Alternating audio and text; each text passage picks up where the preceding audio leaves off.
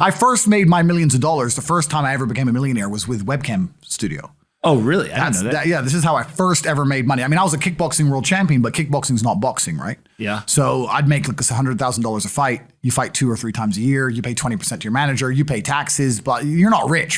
So you get like 30 to 40% of the money. Yeah. And I didn't consider myself rich, like 30, 40 grand chunks, twice a year, maybe 3 times a year, living in London. London rents, need a car. You're trying, you're not rich in any way. And that's actually the reason I retired, because I woke up one day and I thought, I'm giving 6 hours a day of absolute focus and energy to this.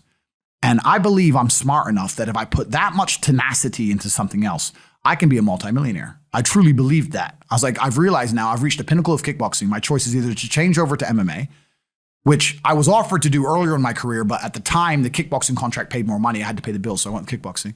Change over to MMA, learn to wrestle, change over to UFC, blah, blah, blah. But this is also like 7, 8 years ago where even the UFC didn't pay the money it pays now.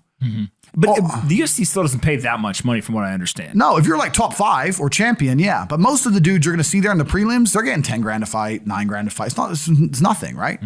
So it'd be like starting my career all over again. And at the age of 28, I thought, I don't have the gumption to start again. I've been through hell for this. I've broken my hand 8 times. My ribs have been broken. I don't want to do this all over again. So what do you do when you realize that, hey, maybe I don't want to keep fighting? I decided to get rich. What does that mean to you? When you're sitting there, you're getting, $30,000, $40,000 kind of net on a per fight basis. Is rich to you like, hey, I want a couple $100,000, $1 million, $20 million, $1 billion? I wanted 30 or 40,000 every month. 30 or 40,000 every month. So about $500,000 a year, give or take. Okay. I thought if I had that much money, I could do whatever I wanted. Okay. That's what I decided I wanted to do. So what's step one that you do? So step one is, maybe that's how we ended up here together, my friend. Step one is, decided to be very logical about it. Chess player, right? So it's like, I want money. What is money? How do banks work? How does credit work? What's fractional reserve banking? All these things we now know to be the biggest cons of the century, right? So I'm sitting there researching money for days and days and days. And then I get more mad because I'm like, whoa, money's trash and I don't have any. Now I'm really annoyed, right? I thought like everyone else did that, everyone puts their money in the bank and the bank takes some of other people's money and lends it out. I didn't know they invented it from the sky. I still at that point thought money was linked to gold. I didn't know nothing. So I'm learning all this stuff and I'm getting really angry. I'm like, now this is really annoying me. So anyway, I had a piece of paper there and I'm in my research phase and it start writing down some dude on YouTube. I don't know who he was, some dork. He was a pro gold guy. This is before, maybe Bitcoin was probably around then, but like early. He was a pro gold guy saying buy gold, buy gold, buy gold. And he was saying the difference between an asset, a liability, et cetera, et cetera. So I started trying to write down what I had. I was like, I have an apartment, I have a BMW. I'm in good shape, but I already use that for fighting. What can I do? I can play chess. I'm just writing down the things I have and what I'm good at. And then I kind of realized, I was like, I've got like 8 girlfriends. But because I was traveling the world, and if you win, you get a ring girl. It's kind of like she's banging the winner, right? You win a world title, you get to choose the ring girl you want. It's pretty easy, right? So I had a girlfriend in Slovakia, I had a girlfriend in France, I had a girlfriend in England, all these girlfriends. Do they know about each other? No. Okay. But they find out pretty soon. So I had all these girlfriends, so I'm like, maybe I could open a strip club and like be a pimp, and, be a gangster about it, And then that opening strip club that's literally the first thing you thought about was open a strip club? Well, I thought I have these beautiful girls. How can this is before like Twitch existed.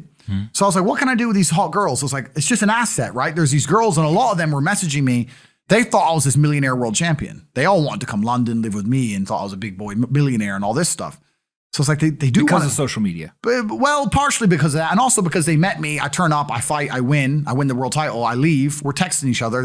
They assume I'm this big boy, right? So I'm kind of like, what am I going to do? What am I going to do? I thought, man, I investigated strip clubs, way too much money. But this asset class of beautiful women was kind of on my mind for a few days. And then by absolute coincidence, I stumbled upon somewhere on the internet. I was on one of those websites where you used to download like free games and bullshit from. And in the corner somewhere it said, hot girls want to talk to you now or something. I said, hot girls. So I clicked on that, not because I was interested, but because I thought I have hot girls. And it was one of those webcam websites. And I was like, so these girls sit here and talk to dudes for money.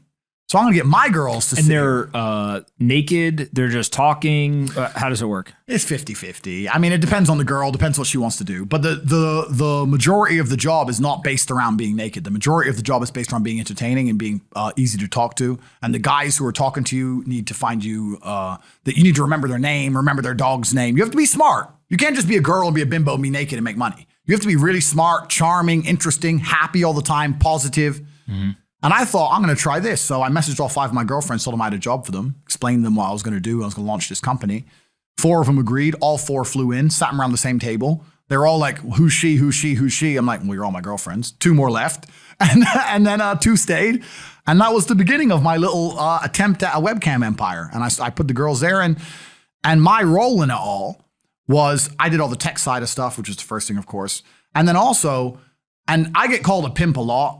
But and the reason I use the term is because I don't see it as a negative term. I see it as positively inspirational and motivating person. I'd motivate the girls. I'd make sure they did their job properly. If they had a bad day online, I'd come up with a good excuse for them. Oh, it's been a football game. It's been really busy. Don't worry. You're so beautiful. Don't be upset. You did better than her. You did the best today. I keep everything organized, put the schedules together, all that kind of stuff. And is it hard? It's hard because women have to want to work for you. Okay. Women have to want to obey you. That's what's hard. And you don't do that. This is one of the biggest misconceptions. I really want to clear this up. People in the movies and stuff, pimps are like aggressive, mean men. Complete opposite. Pimps are more like James Bond. James Bond's a pimp. He sleeps with a girl to get information. He doesn't care about her. He is absolutely and utterly a pimp. He doesn't hit her.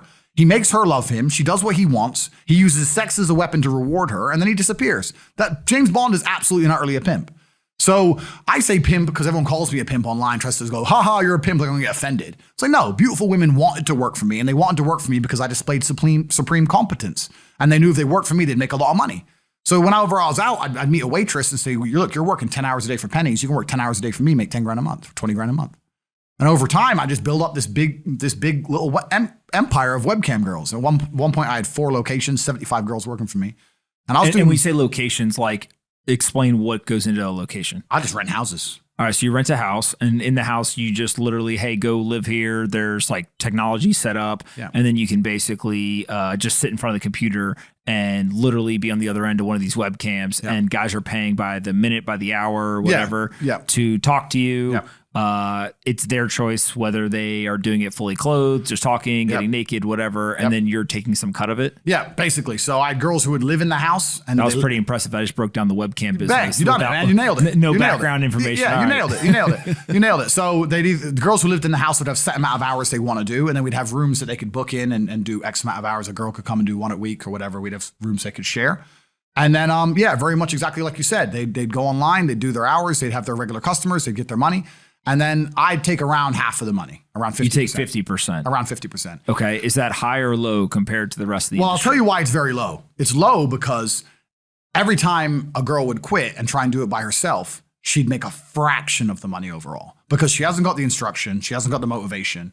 She's just lazy with it, right? And women have a very different mentality to money than men. If you show a woman how to make $1,000 in an hour, she'll think, I only have to work an hour a week. Whereas if you show a man how to make $1,000 an hour, he thinks, I can make $18,000 a day. That's the difference between us. So if I had a girl working for me making $20,000, she got 10, I got 10. If she quit, she'd make 3 for herself, if that.